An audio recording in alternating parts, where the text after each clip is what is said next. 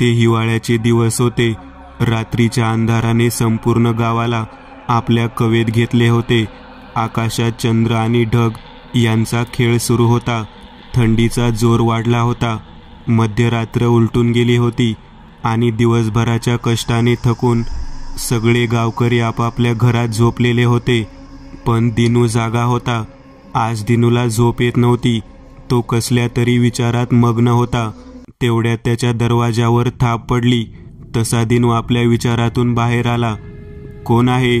दिनूने विचारले, पण बाहेरून कोणीच काही बोलले नाही. पुन्हा एकदा दरवाजा वाजला. दिनू दरवाजा उघडायला खाटेवरून उठला. इतक्या रात्री कोण असेल ह्याचा तो विचार करत होता. तोच पुन्हा एकदा दरवाजा वाजला. दिनू काही वेळ थांबला. त्याने कंदील पेटवला आणि मग दरवाजा उघडला. बाहेर कोणीच नव्हते. तो अंगणात आला. कंदिलाच्या उजेडात त्याने इकडे तिकडे नजर फिरवली, पण कोणीच दिसत नव्हते. तो आत जाणार इतक्यात त्याला कोणीतरी गाणे गुणगुणत आहे असे वाटले. तो आवाजाच्या दिशेने निघाला. अतिशय मधुर आवाजात कोणीतरी गाणे गात होते. त्याने कंदिलाच्या उजेडात पाहिले तर एक स्त्री त्याच्या विरुद्ध दिशेने चालत जात होती. लाल साडी, आकर्षक देहयष्टी, लांब वेणी आणि चंद्राप्रमाणे उजळ रूप अतिशय सुंदर दिसत होती. तिच्या रूपाने आणि गोड आवाजाने दिनूला जणू काही मोहिनी घातली होती. दिनू संमोहित झाल्याप्रमाणे तिच्या मागे चालत होता. चालत चालत तो खूप दूर निघून आला होता. दिनू आता तिच्या अगदी जवळ आला. तिचे गाणे थांबले आणि दिनूने तिच्या खांद्यावर हात ठेवला. तशी ती विचित्रपणे हसली. तिच्या हसण्याने दिनू आता भानावर आला. तिने दिनूकडे वळून पाहिले आणि भीतीने त्याच्या मनात धस झाले. पांढरे डोळे आणि करपलेला चेहरा. तिचे संपूर्ण शरीर जळालेले होते. त्यामुळे चेहऱ्यावर आणि बाकी शरीरावर जखमांचे व्रण होते. त्यातून रक्त वाहत होते. त्वचा जळाल्यामुळे चेहऱ्यावर मांसाचे तुकडे लटकत होते. ते भयानक दृश्य पाहून दिनू पार हादरून गेला. त्याचे पाय लटपटायला लागले. तो पळून जाणार तेवढ्यात त्या सैतानी स्त्रीने दिनूचे तोंड पकडले आणि त्याची मान उलटी फिरवून कडकन मोडली. दिनू खाली पडला आणि त्याने आपले प्राण सोडले. सकाळी गावकऱ्यांना दिनूचे मृत शरीर सापडले. दिनूच्या प्रेताची अवस्था फार वाईट होती. घटनास्थळी पोलीस पोहोचले. गावकऱ्यांची गर्दी पांगवत त्यांनी मृतदेहाला पंचनाम्यासाठी नेले. पंचनामा करणारे डॉक्टर्स सुद्धा दिनूचे प्रेत पाहून बुचकाळ्यात पडले. संपूर्ण शरीर पांढरे पडले होते. हातापायाच्या काड्या झाल्या होत्या. जणू काही पूर्ण शरीर खंगून गेले होते. शरीरातील रक्ताची पातळी खालावली होती. पोलीस सुद्धा हैराण होते. तेवढ्यात गावातील मुख्य लोक आणि सरपंच तेथे आले. काही समजले का साहेब दिनूबद्दल? सरपंचांनी पोलीस अधिकारी पटवर्धन यांना विचारले. अशा प्रकारची केस मी पहिल्यांदाच पाहतोय. आम्ही सुद्धा हैराण आहोत. पटवर्धन म्हणाले, परिस्थिती सर्वांच्याच आकलनापलीकडील होती. गावात उलटसुलट चर्चांना उधाण आले होते. तेव्हा तिथे उपस्थित असलेले एक अनुभवी वृद्ध धीर गंभीर आवाजात म्हणाले, ती परत आली आहे. सर्वजण एकमेकांकडे थंड चेहऱ्याने पाहत होते आणि उपस्थितांमध्ये भीतीची एक लहर निर्माण झाली होती. आणि 25 वर्षानंतर आदिती एक मेडिकल स्टुडंट मुंबईतील एका मोठ्या हॉस्पिटलमध्ये इंटर्नशिप करत होती. आपल्या स्कूटीने ती हॉस्पिटलला निघाली होती. रात्रीचे 11:30 वाजले होते. तिने आपली स्कूटी पार्क केली आणि हॉस्पिटलच्या आत आली. डॉक्टर आदिती, इतक्या रात्री तुम्ही इथे? काही काम होते का? एका नर्सने विचारले. हां, एका पेशंटचे केस पेपर्स विसरले होते, तेच नेला आले आहे. आदितीने स्पष्टीकरण दिले. पण तिचे उत्तर आणि चेहऱ्यावरचे हावभाव यांच्यात मेळ बसत नव्हता. आदिती तडक तिथून निघाली. ती 3ऱ्या मजल्यावर जाण्यासाठी लिफ्टमध्ये आली. रात्रीची वेळ असल्याने हॉस्पिटलमध्ये स्टाफ जरा कमीच होता. ती 3ऱ्या मजल्यावर पोहोचली. हळूहळू पावले टाकत ती चालत होती. तिच्या चेहऱ्यावर भीती आणि अस्वस्थता साफ दिसत होती. आदिती आता शवघरासमोर उभी होती. तिने पर्समधून चाबी काढली आणि दरवाजा उघडला. करकर आवाज करत दरवाजा उघडला गेला. अंधारात चाच पडत तिने लाईटचे स्विच ऑन केले. आत तिला काही मृतदेह ठेवलेले दिसले. ती घाबरतच आत आली. तिथे आत AC चालू होते. तरीही आदितीला मात्र घाम फुटला होता. एवढ्यात तिची ओढणी कोणीतरी ओढत आहे असे तिला वाटले. भीतीने तिची गाळण उडालेली होती. पण तिने हिम्मत करून मागे वळून पाहिले तर तिची ओढणी खुर्चीच्या हातावर असणाऱ्या एका खिळ्याला अडकली होती. उसासा टाकत तिने आपली ओढणी सोडवली. तेवढ्यात तिचा फोन वाजला. तिने फोन पाहिला तर एक अनोळखी नंबर दिसत होता. हॅलो म्हणत तिने फोन उचलला तर पलीकडून कोणीच बोलत नव्हते. फक्त भारी श्वासांचा आवाज येत होता. हॅलो, कोण आहे? आदितीने वैतागून विचारले. आदिती, पलीकडून एका व्यक्तीचा घोगरा आवाज आला. आदितीने घाबरून फोन कट केला. लवकरात लवकर आपले काम करून निघावे. स्वतःशी बोलत तिने फोनचा सेल्फी कॅमेरा सुरू केला आणि एका व्यक्तीच्या मृतदेहासोबत सेल्फी घेणार तोच त्या खोलीतील लाईट चालू बंद व्हायला लागले आणि अचानक बंद पडले. आदितीचे काळीज धडधडायला लागले. एवढ्यात तिचा पाय खालून कोणीतरी ओढला. आदिती खाली पडली. आता ती पूर्णपणे घाबरली होती. ती जोरात किंचाळली. तसेच लाईट परत आली आणि तिथे लपून बसलेले तिचे सहकारी मित्र हसत हसत बाहेर निघाले. नेहा, रोहन, स्वप्नील आणि अमित यांना पाहून आदितीच्या जीवात जीव आला. पण तिला समजायला वेळ लागला नाही की हे सगळं त्यांनीच प्लॅन केले होते. आदिती त्यांच्यावर भयंकर चिडली. का केलं तुम्ही हे सगळं? मला घाबरवण्यासाठी? सॉरी आदिती, पण तूच पैज लावली होती की मला कशाचीच भीती वाटत नाही. आम्ही तर फक्त तुला चेक करत होतो की तू खरंच धीट आहेस की घाबरट. आम्हाला पाहायचे होते की तू खरंच रात्री शवघरात येऊ शकतेस की नाही. रोहन बोलत होता. आदितीने तिच्या मित्रांसोबत पैज लावली होती की रात्रीच्या वेळी ती शवघरात एकटी जाईल आणि तिथे जाऊन ती एका व्यक्तीच्या मृतदेहासोबत सेल्फी घेईल, जेणेकरून की ती खरंच तिथे जाऊन आलीये. रोहन आणि आम्ही तिला चिडवत होते. बास झाला आता तिला चिडवणं. बघा ती बिचारी किती घाबरलीये. तिला धीर द्यायचा तर तुम्ही तिला अजून चिडवत आहात, स्वप्नील बोलला. तसे सगळे शांत झाले. स्वप्नीलला आदिती आवडत होती, पण त्याने अजूनपर्यंत आपल्या मनातल्या भावना आदितीजवळ व्यक्त केल्या नव्हत्या. नेहाने आदितीला सावरले आणि सगळे तिथून निघाले. आदिती, तू पैज हारली आहेस, तर ठरल्याप्रमाणे तुला आता आम्हा सर्वांना पार्टी द्यावी लागेल. ठीक आहे, उद्याचा डिनर माझ्याकडून, आदिती म्हणाली. दुसऱ्या दिवशी सगळेजण आपापले हॉस्पिटलमधले काम संपवून एका मोठ्या रेस्टॉरंटमध्ये भेटले. सगळ्यांनी आपापले आवडीचे पदार्थ मागवून घेतले. त्या सर्वांच्या गप्पा रंगल्या होत्या. मध्येच रोहनने कालची आठवण काढत आदितीला पुन्हा चिडवणे सुरू केले. पण काही म्हण आदिती, काल तुझा चेहरा पाहण्यालायक होता. मला अजूनही हसू आवरतच नाहीये, रोहन म्हणाला. रोहन, तू जर का माझ्या जागी असतास ना तर भीतीने तुझी घाबरगुंडी उडाली असती, समजलं? आदिती बोलत होती. मी तुझ्यासारखा भित्रा नाही. आणि भीती कोणाची? भूतांची? शक्यच नाही. अरे शूर आम्ही सरदार, आम्हाला काय कुणाची भीती? मोठा आव आणून रोहन बोलत होता. रोहन, बोलणं जितकं सोपं असतं ना, करणं तितकंच कठीण असतं. आणि तुला कधी असा अनुभव आला नाही म्हणून तू असा बोलतोयस, स्वप्नील म्हणाला. ए स्वप्नील, तू आदितीची खूप बाजू घेतोयस. कुछ तो बात है भाई, रोहनने विचारले. तसे अमित, नेहा आणि रोहन त्यांना चिडवायला लागले. अरे काय यार तुम्ही पण, आदिती लाजत म्हणाली. कदाचित तिलाही स्वप्नीलबद्दल काही वाटत असावे. ए रोहन, मूळ मुद्दा विसरू नको. मुद्दा काय आहे की तुला खरंच भीती वाटते की नाही? स्वप्नील बोलला. नाही, मला नाही वाटत भीती. आणि का बरं वाटेल? आपण सुशिक्षित डॉक्टर्स आहोत, विज्ञानाचे स्टुडंट्स, आणि विज्ञानात ह्या अशा भाकड कथांना काहीच आधार नाही. प्रत्येकाने वैज्ञानिक दृष्टिकोनातूनच सर्व बाबी तपासायला हव्यात. मला विज्ञानावर विश्वास आहे, भूतांवर नाही. रोहन गर्वाने आपले मुद्दे पटवत होता. लहानपणापासूनच सुखात वाढलेला रोहन अतिश्रीमंत घराण्यातील एकुलता एक मुलगा होता. त्याच्या घरचे सगळे लोक उच्च शिक्षित होते. तसे असेल तर तू एकदा माझ्या मामाच्या गावाला यावंस असं मला वाटतं.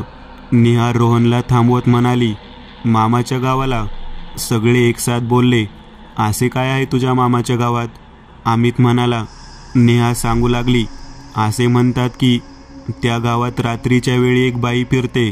हिवाळ्याच्या दिवसात ती बाई रात्री भटकत असते आणि जो व्यक्ती तिच्या नजरेस पडतो ती त्याच्या नरडीचा घोट घेते. नेहा सांगत होती आणि वातावरण हळूहळू गंभीर होऊ लागले होते. मी लहान असताना माझ्या आईबाबासोबत एकदा मामाच्या गावी गेले होते. तेव्हा माझ्या आजीने मला ही गोष्ट सांगितली होती. मी आणि माझ्या मामाच्या मुलांनी एकदा हिम्मत करून रात्री बाहेर जायचे ठरवले होते. पण कुणास ठाऊक मामाला कशी आमच्या प्लॅनची कुणकुण लागली आणि त्याने आम्हाला रागावून चुपचाप झोपायला सांगितले. आणि दुसऱ्या दिवशी जंगलात एका माणसाचे प्रेत सापडले. आम्ही सगळे भावंड या घटनेने घाबरलेलो होतो. आम्हाला समजत नव्हते की खरंच त्या माणसाला त्या बाईने मारून टाकले की त्याच्या मृत्यूमागे दुसरेच काही कारण होते. मी 10वीच्या परीक्षेनंतर शेवटची तिथे गेली होती, पण त्यानंतर तिथे जायची संधीच आली नाही. 12वीची परीक्षा आणि मग मेडिकलला ॲडमिशन यातच इतके वर्ष गेले. त्या गावात सगळं काही बदललं, पण एक गोष्ट मात्र तशीच आहे. सगळेजण शांतपणे ऐकत होते. काय रोहन, येणार का माझ्या मामाच्या गावाला? नेहाने विचारले. नको यार, आपण तर या हिवाळ्यात गोव्याला जाणार होतो. तिथेच 31ची पार्टी करत नव्या वर्षाचे स्वागत करणार होतो. मग मधातच हे काय नवीन आता? अमित थोडा भीतच म्हणाला. कसला विचार करतोस रोहन? तू तर कुणालाच घाबरत नाही. आदिती म्हणाली. ठरलं तर आपण जायचं नेहाच्या मामाच्या गावाला. आपण परवा निघू सगळे. रोहन म्हणाला. मी नाही येणार. अमित म्हणाला. अरे तू कशाला भीतोस? मी आहे ना सोबत. आणि मला माहीत आहे की जसं नेहा सांगत आहे तसे काही नक्कीच नसणार, आणि तसे काही असेल तर बघून घेऊ. रोहन भारी कॉन्फिडन्सने बोलला. आणि त्यांच्या जायच्या दिवशी सगळं सामान घेतलं का नेहा? नेहाच्या आईने तिला विचारले. हो आई, झालं सगळं पॅक करून. नेहा हॉलमध्ये येत म्हणाली. मी काय म्हणते, या वेळेला तिथे जाणे ठीक नाही. तुला माहीत आहे ना तिथे कसली भानगड असते. आई जरा काळजीत बोलत होती. नेहाने आईची काळजी ओळखली. ती म्हणाली. अगं आई, काळजी नको करू, मी एकटी नाहीये. नेहा, स्वप्नील, रोहन आणि आम्ही सुद्धा आहे की माझ्याबरोबर. आणि तिथे मामा मामी, आजी, सुमन आणि पराग सुद्धा आहे. किती दिवस झाले मी त्यांना भेटले नाही. एवढ्यात रोहन कार घेऊन आला. कारमध्ये तिचे सगळे मित्र तिची वाट पाहत होते. नेहा कारमध्ये बसली. नीट जा रे पोरांनो. आणि नेहा, पोहोचल्यावर फोन कर. नेहाचे बाबा बोलले. आई बाबांचा निरोप घेऊन ते निघाले. कारमध्ये सगळे मित्र मस्ती मजा करीत जात होते. ते गाव 250 किमी दूर होते. त्यांना पोहोचण्यासाठी कमीत कमी 5 तासांचा वेळ लागणार होता. आपल्याला पोहोचण्यासाठी रात्र होईल. रस्त्यावर एखादा धाबा दिसला की तिथे जाऊन जेवण करून घेऊ आणि मग निघू, असा बेत ठरला. बरेच अंतर पार केल्यावरही त्यांना कुठेच ढाबा दिसत नव्हता. अखेर एका जागी त्यांना ढाबा दिसला. त्या सगळ्यांनी तिथे जाऊन जेवण केले. आता रात्रीचे 11:30 वाजले होते. ते सगळे आता निघायच्या तयारीत होते. तेवढ्यात त्या धाब्याचा मालक त्यांना म्हणाला. इतक्या रात्री तुम्ही कुठे जात आहात? आम्ही जवारला जातोय. हे ऐकून त्या मालकाला घाम फुटला. अरे पोरांनो, एवढ्या रात्री तिथे कशाला जातात तुम्ही? तुम्हाला माहीत नाही या वेळेला तिथे काय काय विपरीत घटना घडतात. काय असे का म्हणता काका? काय आहे तिथे? स्वप्नीलने विचारले. अरे असे म्हणतात की ह्या महिन्यात एका विशिष्ट कालावधीत तिथे एक आढळ फिरत असते आणि जो कोणी तिच्या मार्गावर येतो त्याला ती जिवंत सोडत नाही. पण आम्हाला शक्य होईल तितक्या लवकर तिथे पोहोचायचे आहे काका. तिथे माझे मामा राहतात, ते आमची वाट पाहत असणार. नेहा म्हणाली, हे बघा पोरांनो, तुम्ही उद्या सकाळी निघा, रात्र इथेच काढा. इथे स्वस्त लॉज आहे. धाब्याचा मालक बोलला. काय काका, तुम्हाला त्या लॉजवाल्याकडून काही कमिशन मिळणार आहे का? रोहन खोचक स्वरात बोलला. रोहन, स्वप्नीलने त्याला मधातच टोकले. नाही बाळांनो, असे काहीच नाही. यापूर्वी अनेक अशा घटना घडल्या आहेत, म्हणून म्हणतोय. तुम्ही तरणी-ताठी पोरं, तुम्हाला काही झालं तर तुमचे आईबाप काय करणार? तुम्ही आमची चिंता करू नका काका, आम्ही सुखरूप जाऊ. रोहन बोलला. ठीक आहे पोरांनो, तुम्हाला जायचं असेल तर जा, पण लक्षात ठेवा, त्या विहिरीच्या रस्त्यावरून जाऊ नका. मागल्या वर्षी एक वाटसरू वाट चुकून त्या विहिरीकडे पोहोचला. तो पुन्हा सापडलाच नाही. बरेच दिवसांनी त्याचे प्रेत नदीकाठी सापडले. ढाबा मालक त्यांना सांगत होता. ते सगळे आता निघाले होते. गाडीत बसल्यापासून कुणीच कुणाशी बोलत नव्हते. थोड्या वेळाने अमित म्हणाला, आपण त्या माणसाचं न ऐकून काही चूक तर नाही ना केली? आपल्याला आज रात्री तिथेच मुक्काम करायला हवा होता. मला तुझे पटते अमित, पण आता आपण फार दूर आलेलो आहोत. आता गावाला पोहोचण्याशिवाय गत्यंतर नाही. रोहन, अरे अजून किती वेळ लागेल? आदिती म्हणाली. एव्हाना आपण पोहोचायला पाहिजे होते. रोहन म्हणाला, मी मॅप लावते. नेहा म्हणाली, लोकेशन बरोबर दाखवत नाहीये, कुणी दिसले की त्याला विचारू. मॅप पाहून नेहा म्हणाली, तो पहा, एक माणूस सायकलवर जात आहे, त्यालाच विचारूया. अरे भाऊ, जव्हार अजून किती लांब आहे? आणि हाच रस्ता जातो ना तिकडे? स्वप्नीलने विचारले. होय, हाच रस्ता जातो. 10 मिनिटात पोहोचणार तुम्ही, पण इतक्या रात्री तिथे जावे असे मला नाही वाटत. तो माणूस म्हणाला. जेवढं विचारलं तेवढं सांग, नसते सल्ले देऊ नको. रोहन चिडून म्हणाला, मला काय, तुमचं नशीब. असे म्हणत तो सायकल स्वार निघाला. रोहन लोकांकडून मिळणाऱ्या या अनावश्यक सल्ल्याने वैतागला होता.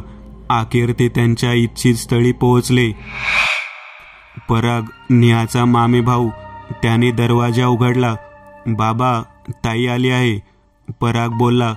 तसेच मामा मामी, सुमन आणि आजी बाहेर आले. अरे पोरांनो, एवढ्या रात्री नको यायला होतं तुम्ही, मामा बोलत होते. ठीक आहे बापू. सुमित्रा, जा ताट घेऊन ये. आजीने आपल्या सुनेला सूचना केली. कसलं ताट आजी? नेहाने विचारले. अरे तुमची दृष्ट काढावी लागेल, आजी म्हणाली. आजीने सर्वांची दृष्ट काढली. यात मामी बोलली. तुम्ही सगळे थकलेले असाल, आता आराम करा, उद्या सकाळी बोलू, बापू मामा म्हणाले. दुसऱ्या दिवशी सकाळी उठल्यावर सगळ्यांनी मिळून नाश्ता केला. नाश्त्याला त्यांच्या गप्पा रंगल्या होत्या. इथे बघण्यासारखे बरेच काही आहे असे मी नेहाकडून ऐकले आहे, आदिती म्हणाली. होय, आम्ही त्यासाठीच इथे आलेलो आहोत, स्वप्नील बोलला. होय दादा, आपण जेवण केले की मी दाखवतो तुम्हाला, पराग म्हणाला. आणि दुपारी जेवण करून ते फिरायला निघाले. पराग त्यांच्या सोबत होता. हे बघा पोरांनो, सायंकाळी दिवे लागायच्या आत घरी परत या, मामांनी त्यांना सूचना केल्या. ते सगळे रोहनच्या कारमध्ये निघाले. पक्के रस्ते, चहूबाजूंनी उंचच उंच पर्वतरांगा, खळखळून वाहणारी नदी, संपन्न शेतशिवार, हिरवळीने नटलेले घाट, धबधबा असे बरेच देखावे ते बघत होते. नैसर्गिक साधन संपत्तीने नटलेले असे ते गाव आता छोटे गाव राहिले नव्हते. त्या गावचा बराच कायापालट झाला होता. बरीच प्रगती झाली या गावाची. ते पाहून नेहा म्हणाली. होय ताई, ह्या काही वर्षात बरीच प्रगती केली गावाने, पराग म्हणाला. वरून वरून जरी सुंदर दिसत होते ते गाव, पण एक काळे सत्य दडलेले होते. अरे पराग, इथे येताना प्रत्येकजण एकच गोष्ट बोलत होते की गावात काहीतरी विचित्र आहे, आणि विहिरीबद्दलही काही सांगत होते. रोहन म्हणाला. मला जास्त माहिती नाही, पण एवढं माहीत आहे की खूप वर्षापूर्वी एका बाईने त्या विहिरीत आत्महत्या केली होती, आणि मग हाडळ बनून तेव्हापासून ती या गावात डिसेंबर महिन्यातील पौर्णिमेपासून 5 दिवसांपर्यंत फिरत असते, आणि आतापर्यंत कित्येक लोकांना तिने यमसदनी धाडलेले आहे. म्हणून रात्री दिवे लागल्यावर कोणीच बाहेर पडत नाही. गावातील लोकांनी खबरदारीचा उपाय म्हणून दरवाजावर अभिमांत्रित काळे बांधले आहे. प्रत्येक घरातील दरवाजावर तुम्हाला असे धागे दिसतील. हेच धागे सर्वांची रक्षा करतात. आता सायंकाळ होत आहे, आपल्याला घरी निघावे लागेल. पराग म्हणाला. पण तिने आत्महत्या का केली? स्वप्नील म्हणाला. ते मला नाही माहीत. परागने सांगितले. आज पौर्णिमा आहे, आपण आज रात्री बाहेर जाऊन या प्रकरणाचा छडा लावूया. रोहन म्हणाला. नको दादा, तुमची जबाबदारी आमच्यावर आहे. तुम्हाला काही झालं तर? पराग बोलला. हो रोहन, विषाची परीक्षा नको. स्वप्नील म्हणाला. ते सगळे घरी परतले. रात्री जेवण करून सगळे झोपले, पण रोहनला झोप येत नव्हती. तो परागने सांगितलेल्या गोष्टीबद्दल विचार करत होता. त्याने घड्याळ पाहिले तर रात्रीचे 12 वाजले होते. त्याला आठवले की मुंबईहून निघताना त्याने गाडीत दारूची बॉटल आणली होती. थोडीशी घेऊन झोप येईल असा विचार करत तो कोणालाही न सांगता घराबाहेर आला. कारची डिक्की उघडून बॉटल काढतच होता की दूरवरून गाण्याचे मधुर स्वर त्याच्या कानावर पडले. तो गाण्याचा आवाज आता त्याला स्पष्ट ऐकू येत होता. त्याने मोबाईलचा टॉर्च लावून पाहिले तर एक स्त्री लाल नऊवारी साडी घालून त्याच्या समोरून गेली. तो संमोहित झाल्याप्रमाणे तिच्या मागे चालत होता.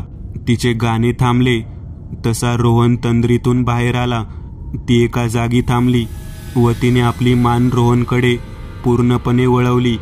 तिच्या पाठीकडे तिचा तो जळालेला चेहरा, तिचे पांढरे डोळे, असा भयंकर अवतार पाहून रोहनची भीतीने गाळण उडाली होती. तो थरथर कापत होता. त्या दरम्यान घरामध्ये स्वप्नीलला समजले की रोहन बिछाण्यावर नाही. त्याने अमितला उठवले. एव्हाना घरातील बाकीचे लोक पण गडबडीमुळे जागी झाली. त्यांना लक्षात यायला वेळ लागला नाही की रोहन बाहेर आहे. येणाऱ्या धोक्याची त्यांना जाणीव झाली. रोहन पळतच बाहेर आला. त्याच्या मागे अमित, बापू मामा आणि पराग त्याला अडवायला निघाले. इकडे रोहन पळत होता. त्याच्या मागे ती हाडळ हवेत उडत त्याचा पाठलाग करत होती. ती विचित्र आवाजात किंचाळत होती. रोहन घराकडे पळत होता आणि धावता धावता ठेच लागून खाली पडला. इकडे स्वप्नील त्याला आवाज देत शोधत होता. स्वप्नीलचा आवाज ऐकला. स्वप्नीलला मला वाचव अशी आर्तहाक स्वप्नीलला ऐकू आली. तो आवाजाच्या दिशेने निघाला. इकडे रोहन उठून पळायला लागला. ती हाडळ, रोहन आणि स्वप्नील समोरासमोर आले. त्या हाडळीने त्याच्यावर झेप घेतली आणि धारधार नखाने रोहनच्या मानेवर वार केला. रोहनचे डोके दूरवर उडाले आणि त्याचे धड तडफडत खाली कोसळले. तिने आता आपला मोर्चा स्वप्नीलकडे वळविला, पण मामा, अमित आणि परागने त्याला खेचून घरात आणले. आता आपण काहीच करू शकत नाही असे मामा आणि पराग त्याला सांगत होते. ती हाडळ त्यांच्या मागे आली, पण घरावर बांधलेल्या पवित्र धाग्यामुळे तिला घरात प्रवेश निषेध होता. मामाने दरवाजा बंद केला. बाहेरून ती हाडळ कर्कश आवाजात किंचाळत होती. तिच्या आवाजाच्या तीव्रतेने खिडकीच्या काचांना तडा गेला. आसपासचे रहिवासी पण त्या घटनेने घाबरून आपापल्या घरात दडून बसले होते. प्रत्येकजण सगळे एकमेकांना पकडून होते. आदिती, नेहा, अमित आणि स्वप्नील यांना रोहनसोबत झालेल्या प्रकाराने जबरदस्त धक्का बसला होता. मित्राच्या मृत्यूने ते रडत होते. ती रात्र सगळ्यांनी जागून काढली. सकाळ होताच पोलीस आले. त्यांनी रोहनचे शरीर पंचनाम्यासाठी पाठवले. त्यांच्यासाठी आता ही नित्याचीच बाब झाली होती. आता गावातील मुख्य लोक जमा होऊन चर्चा करत होते. संपूर्ण गाव त्या हाडळीच्या दहशतीत जगत आहे. आपल्याला आता ह्याचा काही ना काही कायमचा उपाय करावाच लागेल असे त्यांचे एकमत झाले. आपल्याला दामले अण्णाकडे जावेच लागेल, तेच काहीतरी उपाय करतील. सरपंच बोलले. दामले हे जवळच्या एका गावात राहत होते. गावातील काही मुख्य लोक त्यांना भेटायला गेले. ते दामलेच्या बैठकीत बसले होते. एवढ्यात दामले बाहेर आले. काय गुन्हा? काय म्हणतो गाव? दामलेंनी सरपंचांना प्रश्न केला. काहीच ठीक नाही अण्णा. समस्येने पुन्हा एकदा डोके वर काढले आहे. आणि यावेळी तर कहरच झाला आहे. सरपंच बोलत होते. दीर्घ श्वास घेत दामले बोलू लागले. मला पुसटशी शंका होतीच. तुम्ही दिलेल्या अभिमांत्रित धाग्यांनी त्या व्याधीला घरात येण्यापासून रोखले, पण तरीही तिची दहशत गावकऱ्यांच्या मनात कायम आहे. तिच्या क्रोधाला लोक हाकनाक बळी पडत आहे. आता आपणच काहीतरी उपाय करा आणि या व्याधीपासून गावकऱ्यांना मुक्त करा. सरपंच काकुळतीला येऊन बोलत होते. हे बघा, माझ्या शक्तींना काही मर्यादा आहेत आणि आता वयामुळे फारसा प्रभाव जाणवणार नाही. मला त्या सिद्धी पुन्हा प्राप्त करणे थोडे कठीणच आहे. दामलेंनी आपली असमर्थता दर्शवताच उपस्थित लोक त्यांना गयावया करू लागले. असे बोलू नका अण्णा. आता आपणच नाही म्हणणार तर आमची मदत कोण करणार? दामले विचारात पडले. थोडा वेळ थांबून ते म्हणाले, आहे एक जण जो तुम्हाला यातून मुक्त करू शकतो. माझा शिष्य एकनाथ. त्याने आपल्या साधनेच्या आणि पुण्याईच्या बळावर अपाट सिद्धी प्राप्त केली आहे. रघु, त्यांना फोन लाव. दामले म्हणाले. रघु फोनवर बोलत होता आणि थोडे बोलून त्याने फोन ठेवला. अण्णा, त्यांच्या सहकार्याशी बोलणे झाले. ते कोल्हापुरात नाही आणि सध्या त्यांच्याशी संपर्क होऊ शकत नाही असे ते सांगत होते. रघु म्हणाला, अण्णा आता तुम्हीच काहीतरी करा. गावकऱ्यांनी त्यांना हात जोडत प्रार्थना केली. ठीक आहे, उद्या मी तुमच्या गावात येईल. तोपर्यंत काळजी घ्या. दामलेंनी त्यांना आश्वासन दिले. दुसऱ्या दिवशी दामले आणि रघु गावात आले. त्यांनी आपली तयारी केली होती, पण त्या तयारीवर ते समाधानी नव्हते. त्यांना ठाऊक होते की आपली शक्ती अपुरी पडू शकते, पण गावातील लोकांसाठी ते आपल्या प्राणांची बाजी लावणार होते. गुना, मी म्हणत नाही तोवर कोणीच बाहेर निघू नका. दामले सरपंचांना सूचना देत होते. आता बऱ्यापैकी रात्र झाली होती. सर्व गावकरी आपापल्या घरात दडून बसले होते. गावात सर्वत्र शुकशुकाट होता. दामले सोबत त्याचे सहकारी रघु आणि मनोहर थांबले होते. दामलेंनी आपल्या पिशवीतून धागे काढले व स्वतःच्या आणि आपल्या सहकाऱ्यांच्या हातावर बांधले. ती कधीही येईल, तयार राहा. दामले सूचना करत होते की अचानक त्यांना तेज गाण्याचे स्वर ऐकू आले. त्यांनी कानात कापसाचे बोळे घातले, जेणेकरून तिच्या आवाजाने कोणीही संमोहित होणार नाही. ती हाडळ आता त्यांच्याकडे येत होती. दामलेंनी आता इष्टदेवतांचे स्मरण करून मंत्र म्हणायला सुरुवात केली. ती हाडळ त्यांच्यावर वार करणार. तेवढ्यात दामलेंनी अभिमांत्रित जल तिच्यावर शिंपडले. तिच्या अंगाची लाही लाही झाली.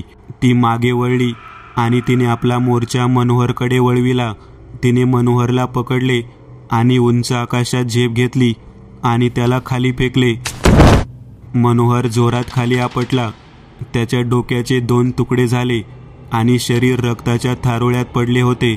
आपल्या शिष्याचा असा करुण अंत पाहून दामले स्तब्ध झाले. त्यांना काही सुचत नव्हते. अण्णा, रघुची अशी हाक त्यांच्या कानावर पडताच ते भानावर आले. त्यांना कळून चुकले होते की हे सगळं त्याच्या आवाक्याबाहेर आहे. त्यांनी एक सरळ मोठी रेघ आखली, मंत्राचा उच्चार केला व अभिमांत्रित जल शिंपडणे चालू ठेवले. ती हाडळ त्यामुळे समोर येऊ शकत नव्हती, पण तिने आपली वेणी लांब वाढवत दामलेंच्या गळ्याभोवती फास आवळला. त्यांनी रघुला पळून जायला सांगितले. नाही अण्णा, मी तुम्हाला सोडून नाही जाणार. रघु म्हणाला. रघु, तुला जावे लागेल. तू एकनाथला इथे बोलाव. त्याला सगळी परिस्थिती समजावून सांग. तोच आता या प्रकरणाचा अंत करू शकतो. जा लवकर, निघितनं. अत्यंत जड पावलांनी रघुने माघार घेतली. एवढ्यात ती हाडळ दामलेंवर झेपावली आणि तिने आपला हात त्यांच्या छातीत घुसवून पाठीकडून बाहेर काढला. दामले खाली कोसळले. आता ती हाडळ जोरजोरात हसत होती. रात्रभर गावावरून हवेत उंच उडत फिरत होती. गावातील लोक जीव मुठीत धरून घरात दडलेले होते. सकाळ झाली होती. सगळे गावकरी पारावर जमले. स्वप्नील, अमित, आदिती, नेहाच्या मामाचा परिवार सर्वजण उपस्थित होते. प्रत्येकजण दुःखी होते. दामले गेले. आता आपला वाली कोण? आता काय करावे? असे असंख्य प्रश्न त्यांच्या मनात होते. आता कसे करावे सरपंच? त्या सैतानी शक्तीशी लढायला दैवी शक्तीची गरज आहे. बापू मामा बोलत होते. आता काहीच करू शकत नाही बापूराव. आता सगळं संपलं. सरपंच म्हणाले. तेवढ्यात धुराळा उडवत एक कार त्यांच्या समोर येऊन थांबली. गाडीतून एक 40शीतले गृहस्थ उतरले. नमस्कार, मी एकनाथ, दामले गुरुजींचा शिष्य. त्यांचा निरोप मिळाला होता. हलका निळा कुर्ता, पायजमा, गळ्यात रुद्राक्षाची माळ, कपाळावर चंदनाचा टिळा, तेजस्वी चेहरा. एकनाथ यांना पाहून गावातील लोकांमध्ये एक सकारात्मक ऊर्जा निर्माण झाली. नमस्कार, मी गुणवंतराव, या गावचा सरपंच. आणि मग सरपंचांनी एकनाथला काल घडलेला सर्व प्रकार सांगितला. आपल्या गुरूंच्या मृत्यूने एकनाथ यांना दुःख झाले, पण ही वेळ दुःख करत बसण्याची नव्हती. एकनाथ, आता तुम्हीच आम्हाला वाचवू शकता. त्या सैतानी शक्तीपासून ती दिवसेंदिवस अधिक भयंकर होऊ लागली आहे. रघु म्हणाला. काळजी करू नका, त्या भगवंतावर विश्वास ठेवा. रात्र कितीही काळी आणि लांबी असली तरी कधी ना कधी संपतेच. आता मला या प्रकरणाविषयी सविस्तर माहिती द्या. हे सगळं का आणि कधीपासून घडतंय? नेहाच्या आजी गावातील फार जुन्या अनेक अनुभवी व्यक्ती होत्या. त्यांनी सांगायला सुरुवात केली आणि आता मोठे रहस्य उलगडणार होते. साधारणतः 40 वर्षापूर्वीची गोष्ट आहे. त्यावेळी गावात दिगंबर पाटलाची सत्ता होती. शेतीवाडी, जमीन जुमला, पाटलांकडे सर्व काही होते. त्यांच्या लग्नाला 5 वर्ष झाली होती, पण अजूनही वाड्यात पाळणा हल्ला नव्हता. पाटलीनबाईंनी उपास तपास केले, सगळे प्रयत्न केले, पण काहीच फायदा नव्हता. शेवटी त्यांनी देवाला नवस केला आणि त्यांचा नवस पावला. पाटलाच्या घरी मुलाचा जन्म झाला. पाटलाने त्याचे नाव सर्जेराव पाटील ठेवले. नवसाचा पोर म्हणून पाटील व पाटलीनबाई त्याची अतिशय काळजी घेत. साधा खोकला जरी झाला तरी ते घर डोक्यावर घेत. सर्जेराव मोठा होऊ लागला होता. पाटील त्याचे नको तितके लाड पुरवायचे. त्याला हव्या त्या गोष्टी आणून द्यायचे. दोघेही त्याचे फाजील लाड करायचे. अतिशय लाडाने सर्जेराव पुरता बिघडला होता. सर्जेराव आता तरुणपणाच्या उंबरठ्यावर होता. गावातील मुलींवर त्याची वाईट नजर असायची. कित्येकदा त्याने गावातील मुलींची छेड काढली होती, पण पाटलाच्या विरोधात जायची कुणाची हिंमत नव्हती. काही दिवसांनी गावात एक तमाशाचा फड आला. तमाशात मंगला नावाची एक अतिशय सुंदर मुलगी होती, जी मुख्य नर्तिका होती. त्या दिवशी त्यांनी पाटलासाठी तमाशाचे खास आयोजन केले होते. तमाशा सुरू झाला. त्या रात्री सर्जेरावाने अतिशय मद्यपान केले होते. तमाशात त्याने मंगलाला नाचताना पाहिले आणि पाहतच राहिला. एखाद्या अप्सरेसारखे मादक आदा होत्या तिच्या. सर्जेराव जागचा उठला आणि त्याने मंगलाचा हात पकडला आणि तिच्यासोबत गैरवर्तन करू लागला. स्वाभिमानी मंगलाने त्याच्या कानशिलात लगावली. तमाशात काम करते म्हणून काय झाले? आम्हाला पण आबरू आहे, मंगला रागाने बोलत होती. सर्जेराव गालावर हात ठेवून तोल सांभाळत होता.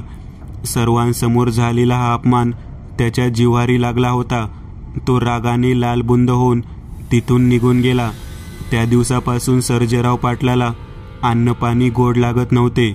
बस एकच विचार त्याच्या डोक्यात फिरत होता.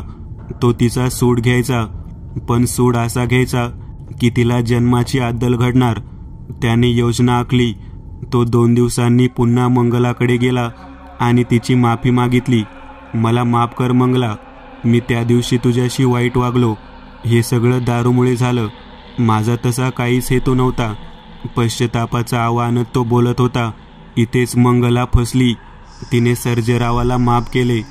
पुढे त्यांच्या भेटीगाठी वाढू लागल्या. मंगला त्याच्यावर मनापासून प्रेम करत होती, पण सर्जेराव तो फक्त प्रेमाचे नाटक करत होता. दोघांनी लग्नाच्या आणाभाका घेतल्या आणि एक दिवस प्रेमात त्या दोघांनी मर्यादा ओलांडली. काही दिवसांनी मंगलाला कळले की सर्जेरावचे लग्न ठरले आहे. हे समजताच मंगला वाड्यावर आली. तिने पाटलाला तिच्या आणि सर्जेरावाच्या प्रेमाबद्दल सांगितले. दिगंबर पाटील यांनी तिचे काहीच ऐकून घेतले नाही. सर्जेरावही तिथे उपस्थित होता. एक बाजारू तमासगीर स्त्री आमच्या घराण्याची सून? शक्यच नाही. तू माझ्या भोळ्या मुलाला फसवले आहे. चालती हो. पाटील उलट तिच्यावरच आरोप करत होते. ती सर्जेरावास गयावया करत होती, तिला आपल्या पदरात पाडून घेण्यासाठी. पण सगळे व्यर्थ. तू माझा अपमान केला होता सर्वांसमोर, म्हणून तुझा सूड घेण्यासाठी मी प्रेमाचा बनाव रचला. निघितनं दिनू बाहेर काढिला. सर्जेरावाने आपल्या नोकरास आदेश दिला. पाटलाचा प्रामाणिक नोकर दिनू ह्याने तिला फरफटत बाहेर काढले. ती रडत होती. तिने गावातील लोकांकडे मदत मागितली, पण पाटलाच्या विरोधात जायची कुणाची हिंमत नव्हती, म्हणून गावातील एकही व्यक्तीने तिची मदत केली नाही. पाटील, ती तुमच्या लग्नात अडथळे आणू शकते आणि ती जर पोलिसांकडे गेली तर. दिनू म्हणाला, तुझे बोलणं पटते मला दिनू. आपण आजच तिचा काटा काढून टाकू. सर्जेराव सुडाने आंधळा झाला होता. ती पौर्णिमेची रात्र होती. मंगला गावात एका छोट्याशा खोलीत राहत होती. ती आपल्या खोलीत झोपली होती. सर्जेराव आणि दिनू तिथे आले. दिनूने खोलीवर रॉकेल ओतून खोली पेटवून दिली. आगीच्या ज्वाळांनी आणि धुरांनी तिला जाग आली. पाहते तर संपूर्ण खोलीत आग पसरली होती. आगीचा एक भडका उडाला आणि तिच्या साडीला आग लागली. ती आग विझवण्याचा प्रयत्न करीत होती, पण आग वाढतच चालली होती. ती जीवाच्या आकंताने ओरडत होती. बाहेर दिनू आणि सर्जेराव पळून गेले होते. ती बाहेर पडली. आगीच्या ज्वाळांनी तिला आपल्या कवेत घेतले होते. अंगाची लाहीलाही होत होती. आग विझवण्यासाठी ती पाणी शोधत जीवाच्या आकांताने ती सैरभैर झाली. जवळच एक विहीर होती. तिने विहिरीत उडी घेतली. एका वृद्ध व्यक्तीने ते पाहिले आणि काही लोकांना बोलावून तिला बाहेर काढले. ती बेशुद्ध पडली होती. तिला दवाखान्यात दाखल करण्यात आले आणि उपचारादरम्यान 5 दिवसांनी ती गेली. मरता मरता ती म्हणाली, मी कोणालाच सोडणार नाही, मी परत येईन.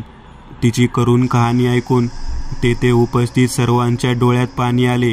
आजी समोरचं सांगू लागली, 1 वर्षानंतर त्याच पौर्णिमेच्या दिवशी ती हाडळ बनून परत आली. आधी तिने दिनूला, सर्जेरावास आणि मग दिगंबर पाटलाला मारले.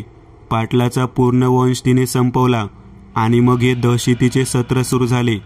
पाटलाच्या भीतीने कुणीच तिची मदत केली नव्हती, म्हणून मग ती गावातील लोकांवर सुद्धा हल्ले करू लागली. एकनाथ लक्ष देऊन ऐकत होते. मग त्यांनी सांगायला सुरुवात केली, ही सुडाने पेटलेली एक हाडळ आहे. अशा प्रेतात्मा फार चिवट असतात. त्यांना नष्ट करणे कठीण जरूर असते, पण अशक्य नाही. यावर उपाय काय? सरपंच म्हणाले, यावर मला एकच उपाय दिसतो आणि त्यासाठी मला तुमच्यातील काही धाडसी तरुणांची गरज आहे. एकनाथ उत्तरले, मी तयार आहे. स्वप्नील बोलला, आणि मी पण. अमितही तयार झाला. पण हे काम सोपं नाही. या जीवाला धोका आहे. एकनाथ यांनी समजावले, त्या हाडळीने आमच्या मित्राचा जीव घेतला. आता आम्ही मागे हटणार नाही. स्वप्नील बोलला, ठीक आहे, मग लक्ष देऊन ऐका. ती साधीसुधी हाडळ नाही. तिला संपविण्याकरिता आपल्याला तितक्याच ताकदीच्या हत्याराची गरज आहे. योजना अशी आहे, ही एका विशिष्ट प्रकारच्या चांदीला वितळवून बनवलेली खंजीर आहे. एकनाथ सर्वांना खंजीर दाखवत म्हणाले, मग पवित्र गंगाजलने श्री महाकाली माता मंदिरातील महाकाली मातेच्या मूर्तीचा अभिषेक करावा लागेल. त्यानंतर अभिषेक केलेल्या पाण्यात ती चांदीची खंजीर ठेवून मग मी एक पूजा सुरू करणार. त्या पूजेत मी महाकाली मातेचे आवाहन करणार. पूजा संपन्न झाली की ती चांदीची खंजीर कार्यान्वित होणार. असे म्हणतात की हाडळीची शक्ती तिच्या वेणीत असते. आपल्यापैकी ज्यालाही संधी मिळाली त्याने ह्या खंजीराने हाडळीची वेणी कापायची. त्यामुळेच ती हाडळीची शक्ती कमी होईल.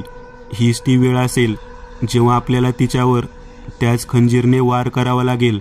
तरच तिच्यापासून आपल्याला मुक्ती मिळेल. एकनाथ बोलत होते. चला आता कामाला लागूया.